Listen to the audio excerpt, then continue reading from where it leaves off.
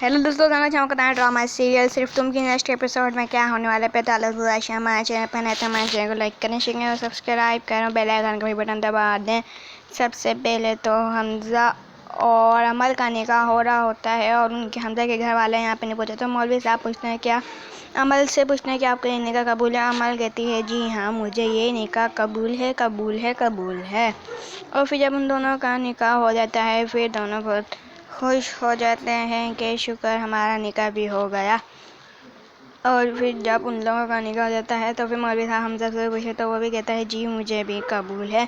जब निकाह हो जाता है तो फिर हमज़ा की दादी आते हैं, उनके घर वाले सब आते हैं और फिर दादी कहती हैं हन्नान से कि हमें लगता है यहाँ पे आने में देर हो गई। तो फिर हन्नान कहता है नहीं दादो, आपके बगैर तो कुछ कर ही नहीं सकते, शुरू भी नहीं होगा अभी।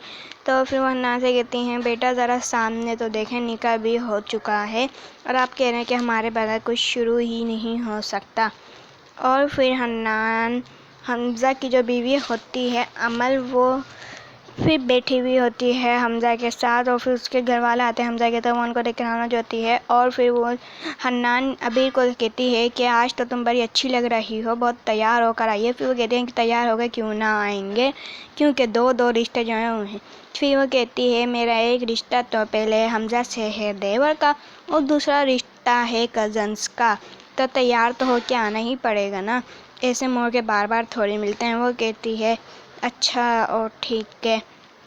फिर अभी जो होती है वो ये कह देती है और फिर हन्नान का हाथ पकड़ लेती है, ये कह के अभी उसको बहुत बुरा कहती है और फिर वहाँ से जाने के लिए निकल जाती है। फिर वहाँ से चली जाती है अबीर और फिर जो अमल होती है वो अबीर को देखती ही रह जाती है कि ये तो आज मुझसे भी अच्छी लग रही थी, अभी ना जाने कहाँ से तैयार होकर आई है ये।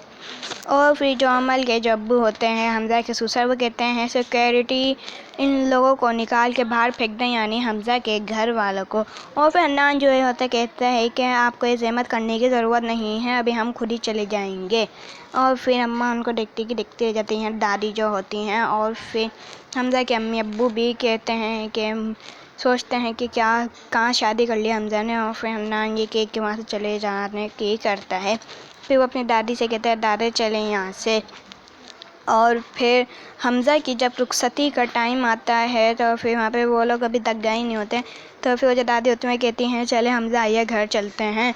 और फिर वो कहता है कि दादू मैंने आपको पहले ही बोल दिया था कि मैं शादी के बाद इन्हीं के ही साथ रहूँगा, इन्हीं के ही घर में, मैं उस घर में अब नहीं जाऊँगा, मैं यहीं पे ही रहूँगा।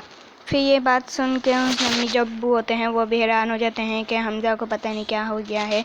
और हन्नान और अबीर भी उसको देखने लगते हैं। और फिर जो कहता है हन्नान और अबीर होते हैं वो कहता है हमज़ा दे यहाँ हमारे साथ चल ले। वो कहता है मैं नहीं जाऊँगा तो नहीं जाऊँगा बस। तो अब हम आपको नेक्स्ट प्रोमो बताने जा रहे हैं क्या हमज़ा घर दामाद बन के दिल जीत के, इन लोग का दिल जीत के क्या सब उनकी दिल हटिया लेगा। अगर आप लोग चाहते हैं कि हमज़ा के साथ बुरा होता है, हमारे चैनल को लाइक करें, शेयर करें और सब्सक्राइब करें। Thank for watching my video, please subscribe my channel. और हमज़ा के साथ बुरा होने वाला है बहुत जल्द, इंशाल्लाह हम आपको बताएंगे कब बुरा होगा।